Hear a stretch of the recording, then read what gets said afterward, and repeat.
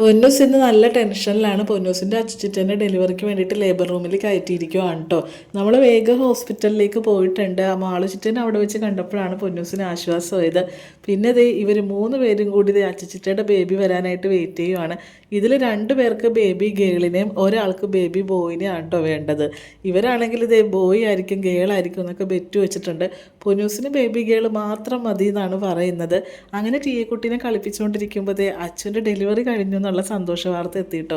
ഇപ്പോഴാണ് ഇവരെയൊക്കെ ഒന്ന് ചിരിച്ച് കാണുന്നത്. ഇത്രയും നേരത്തെ സങ്കടപ്പെട്ട് നിൽക്കുമായിരുന്നു എല്ലാവരും. അങ്ങനെ നമ്മുടെ ബേബി വന്നു.